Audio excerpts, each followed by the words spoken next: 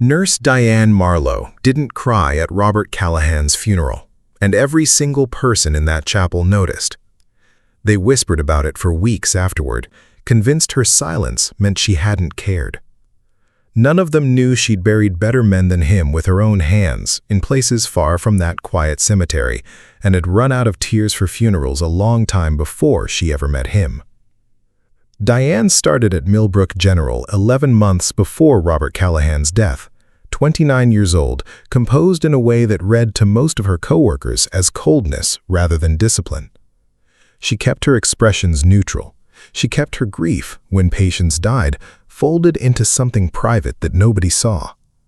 People noticed the absence of visible emotion and filled that absence with their own assumptions. Nurse manager Carol Whitfield noticed it first and disapproved of it loudest. "She's efficient," Carol told the hospital's director of nursing during her second month, not lowering her voice enough. "But there's something missing. Patients need warmth, not just competence. I worry she doesn't actually feel any of this the way the rest of us do." The director hadn't argued, but hadn't fully agreed either. Not yet.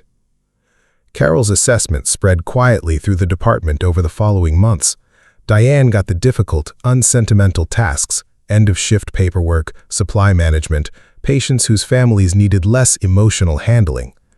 The comforting work, the bedside hand-holding, the family conversations requiring visible compassion, went to other nurses, the ones who cried easily and hugged freely and made grieving families feel less alone in their sorrow.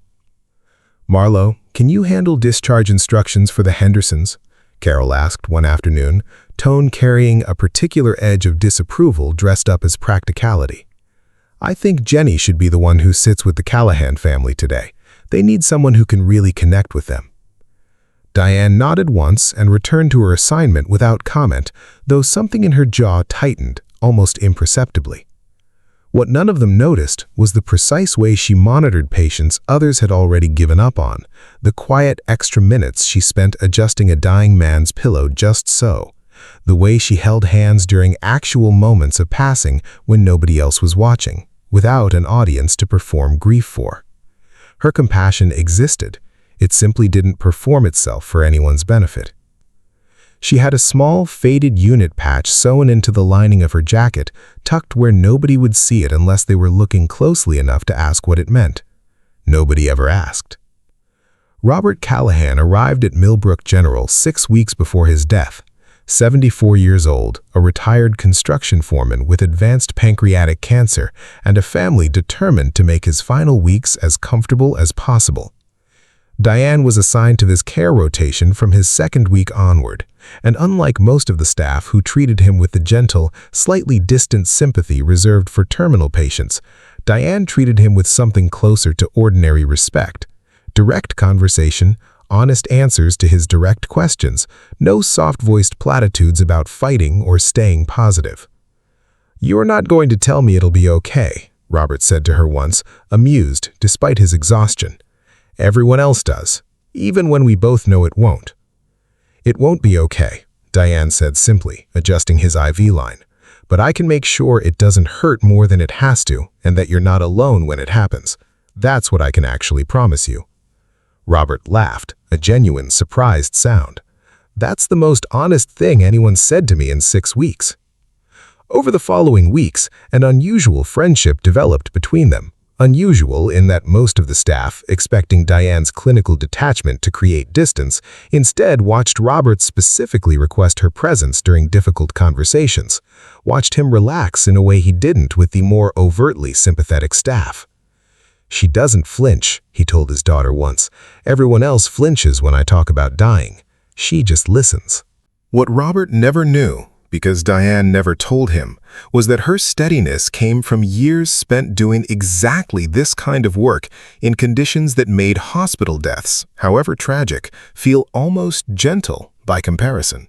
She had held dying men's hands in places where the ground shook with distant explosions, where the dying came in far younger and far more violently than any cancer patient in a quiet hospital bed. She had learned in those places that flinching helped nobody, and that honesty, delivered with steady hands, was the only real comfort left to offer once medicine had done everything it could.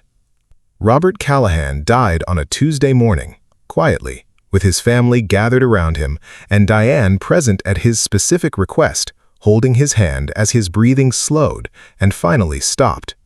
She didn't cry. She simply noted the time, closed his eyes gently, and stepped back to give his family the space to grieve without an audience. The funeral took place 5 days later, and most of the hospital staff who'd cared for Robert attended, standing in a respectful cluster near the back of the chapel. When the service ended and people filed past the casket, several nurses wept openly, dabbing at their eyes, embracing the family in visible shared sorrow. Diane stood quietly, paid her respects with a brief, composed nod to Robert's daughter, and said nothing more. "Did you see her?" one of the nurses whispered to another in the parking lot afterward, not realizing how far her voice carried. "Not a single tear. After 6 weeks with that man, and nothing." "I always thought there was something cold about her," the other nurse replied. "Guess this confirms it." Carol, overhearing the exchange, said nothing to correct it, which felt, to those close enough to notice, like a confirmation of its own. By the following week, the assumption had calcified into department consensus. Diane Marlowe didn't feel things the way she should. Diane Marlowe was competent, but somehow missing the thing that made nursing more than just a technical skill. The whispers followed her through every shift, quiet but constant, the kind of judgment that never says itself directly but colors every interaction anyway. "Marlowe, we're keeping you on the technical side of things for a while," Carol said during a scheduling meeting, not quite meeting her eyes. "I think the family-facing work might be better suited to someone else for now." Diane said nothing, simply nodded and returned to her charts. Nobody in that hospital knew that the woman they'd decided was emotionally hollow had served 3 deployments as a combat medic attached to a forward surgical unit, had held the hands of dying soldiers than she could ever fully count, had cried every single tear she had left to cry over a period of years so intense that her body had simply, eventually, run out. Nobody knew her composure at Robert's funeral wasn't the absence of grief. It was the presence of a grief so deep and so old that it no longer expressed itself the way theirs did. They would find out, just not yet. 3 weeks after Robert's funeral, Millbrook General's oncology unit received a mass casualty transfer, a tour bus accident on the interstate, 7 patients incoming, several critical, overwhelming the unit's normal capacity within minutes. The department went into full crisis mode. Carol coordinated triage from the nurses' station, her voice tight with the strain of managing more critical patients than the unit typically saw in a month, arriving all at once. "I need everyone on deck," she called out. "Marlowe, I need you on supply coordination. We're going to need blood products fast and in volume." Diane moved toward the supply room as directed, but the moment she passed the first incoming gurney, something in her assessment sharpened instantly.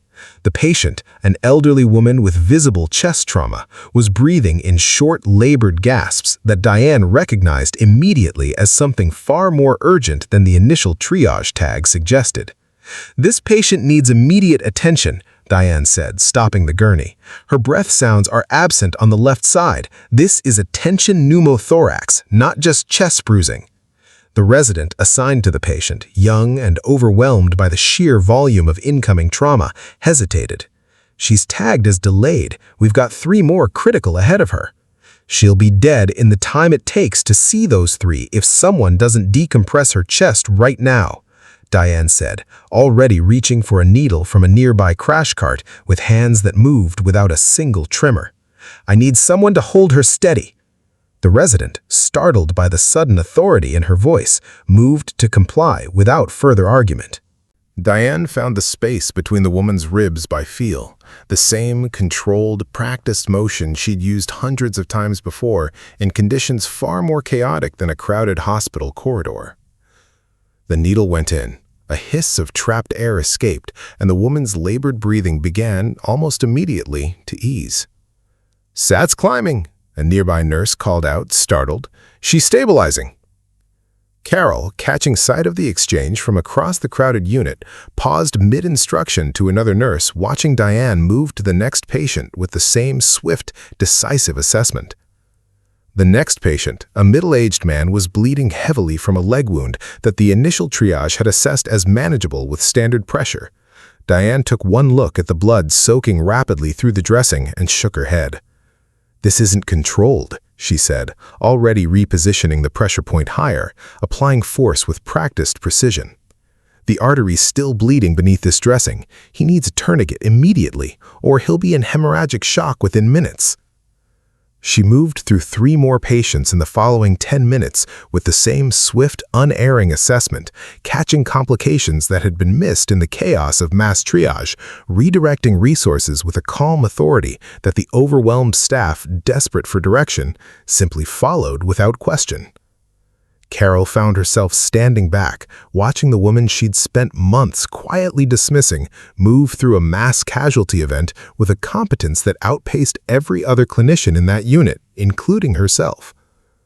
"Marlo," Carol said finally, catching up to her during a brief lull, "where did you learn to triage like that? That's not standard hospital protocol. That's—" She paused, searching for the word she didn't quite want to say yet. "That's combat triage." "Training," Diane said simply, already moving toward the next patient, not slowing to explain further. But Carol had a brother who'd served 2 decades in the Army, and something about the speed, the precision, the total absence of hesitation under genuine chaos nagged at her in a way she couldn't yet name. It was during the final patient assessment, a young man with a head wound requiring careful stabilization, that Carol noticed the faded patch sewn into the lining of Diane's jacket, visible as she reached across the gurney, half hidden but unmistakable to anyone who knew what a combat medic's unit insignia looked like. Carol's breath caught. Diane noticed her looking. Something flickered behind her eyes, not embarrassment, but a quiet, familiar warning.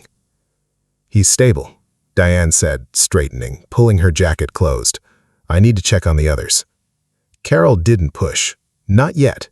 But something in that unit had cracked open, small and unmistakable, the way every buried truth eventually surfaces once enough pressure builds behind it.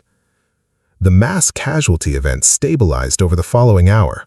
All 7 patients successfully triaged and treated, several of them alive specifically because Diane had caught complications that standard triage protocols, overwhelmed by volume, had initially missed. It was in the aftermath, during the quiet debrief that followed, that the elderly woman with the tension pneumothorax, now stable and lucid, asked to speak with the nurse who had treated her. Diane approached the bedside, and the woman studied her face for a long moment before speaking. "I know that patch," the woman said slowly. "My husband served for 30 years. I've seen that insignia on his old uniforms. You were a combat medic." "I was," Diane said simply. "How many men did you lose?" the woman asked, not unkindly, but with the direct curiosity of someone who had spent decades around military families and understood exactly what that question meant to ask. Diane was quiet for a moment. "More than I can count without it costing me something to count them," she said finally. "And I've held the hands of more men in their last moments than most people will ever meet in their entire lives." "Is that why you didn't cry? At that funeral everyone's been whispering about? My daughter works here. She told me about it." Diane's expression remained composed, but something behind her eyes shifted, old and heavy. "I used up every tear I had a long time ago," she said quietly. "That doesn't mean I didn't feel it. It means I learned, a long time ago, that grief doesn't always look the way people expect it to. Sometimes it just looks like showing up and doing the work, and making sure nobody dies alone if I can help it." The woman reached out and took Diane's hand. "That man you cared for, Robert, my daughter mentioned him too.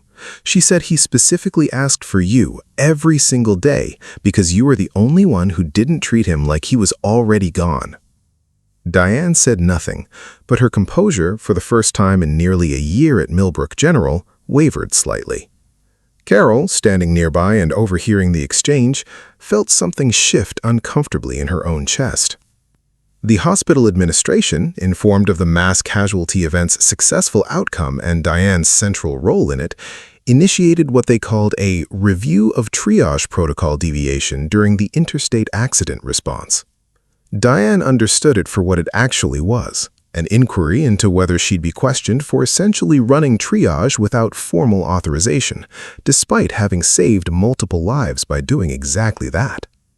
She sat across from the hospital's chief nursing officer 3 days later, Carol present as a witness alongside a hospital administrator reviewing the incident report. "You made independent triage decisions that superseded the assigned residents' assessments multiple times during the response," the chief nursing officer said, reading from the file.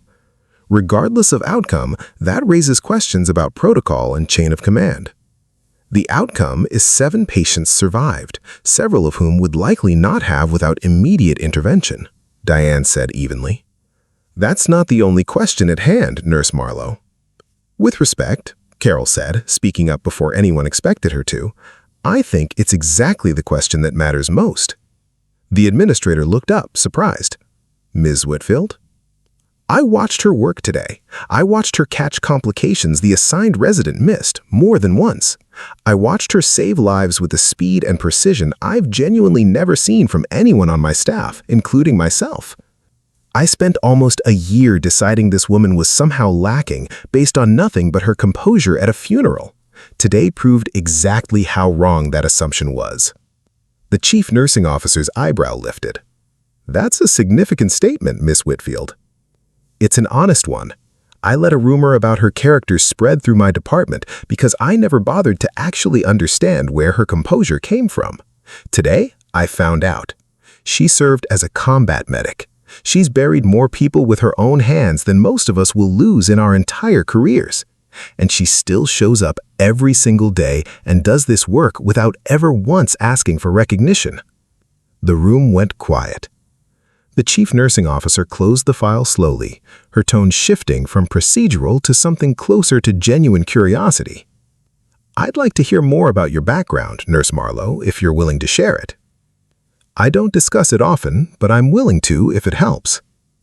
"Take your time," the chief nursing officer said. "Whatever this review concludes, I think we owe you a considerably more thoughtful conversation than the one we started with today." The review concluded within the week with a formal commendation rather than any disciplinary action, but the more significant shift happened quietly in the weeks that followed, as word of Diane's service history spread through the department, not through her own telling, but through the elderly patient's daughter, who made sure the story reached exactly the people who needed to hear it. Jenny, the nurse who had been assigned to comfort the Callahan family instead of Diane, approached her privately one afternoon. "I owe you an apology. I was part of the whispering after that funeral. I didn't know anything about you, and I judged you anyway." "You're not the only one," Diane said, not unkindly. "It's easier to judge someone's grief by how loud it is than to ask what's actually underneath the silence." "Can I ask," Jenny said carefully, "why didn't you ever tell anyone about your service? It would have stopped all of it." Diane considered the question for a long moment. "Because I didn't want people to treat me differently out of pity or awkward respect," she said finally. "I wanted to be judged on the actual work, not on a story that makes people uncomfortable enough to stop asking real questions. Today happened to force the conversation. That wasn't really my choice, but maybe it needed to happen anyway." Word of the mass casualty response and Diane's history eventually reached Robert Callahan's daughter, who requested to meet with Diane privately at the hospital. "Your father specifically asked for you every single day," she told Diane, echoing what the elderly patient had said weeks earlier. "I always wondered why. Now I think I understand. He said you were the only one who didn't flinch when he talked about dying. I think now I understand where that came from. Your father was a good man. He didn't need me to perform grief for him. He needed someone to be honest and present until the end. That's all I tried to give him." "You didn't cry at his funeral," his daughter said, not accusingly, but gently, genuinely curious now rather than judgmental. "But I heard you were the one who made sure he wasn't alone when he died. I think that mattered more than tears would have. It's the only thing I know how to offer most of the time, Diane said quietly. I ran out of the other kind of grief a long time ago doing this exact work somewhere much harder than here. What's left is just this: showing up, staying steady, and making sure nobody faces the end of anything alone if I can help it. 2 months later, Millbrook General looked much the same on the surface, but something underneath had shifted permanently. Carol changed the way she evaluated her staff, no longer mistaking visible emotion for the only valid measure of compassion. She began actively involving Diane in complex triage training, learning from her directly rather than sidelining her based on old assumptions. Grief doesn't always look the way we expect, Carol told new hires during orientation now, a phrase she'd adopted directly from her own quiet reckoning. Sometimes, the steadiest person in the room has simply carried more of it than the rest of us combined, and learned, the hard way, how to keep functioning anyway. Jenny and Diane developed a genuine friendship, one built on Jenny's willingness to ask real questions instead of settling for comfortable assumptions. And Diane Marlowe continued working exactly as she always had: steady, composed, present at the bedsides of the dying without performance or pretense, offering the specific, hard-earned comfort of someone who had learned that honesty, delivered with unshaking hands, was often the truest kindness left to give. She still didn't cry at funerals. She never would, not the way others expected. But nobody at Millbrook General mistook that silence for absence anymore. Because everyone in that building finally understood what her steadiness had been trying to tell them all along. Grief doesn't always announce itself in tears. Sometimes it lives quietly in the steadiness of hands that have done this work too many times to count. The deepest sorrow sometimes looks like composure because it already spent every tear it had long before anyone else in the room ever met it. Judge the presence someone offers, not the performance they don't give. And sometimes the person who seems the least moved by death has simply been asked far too many times before to be the only steady thing left in the room when it arrives. The end. This story is fictional and created for entertainment purposes only.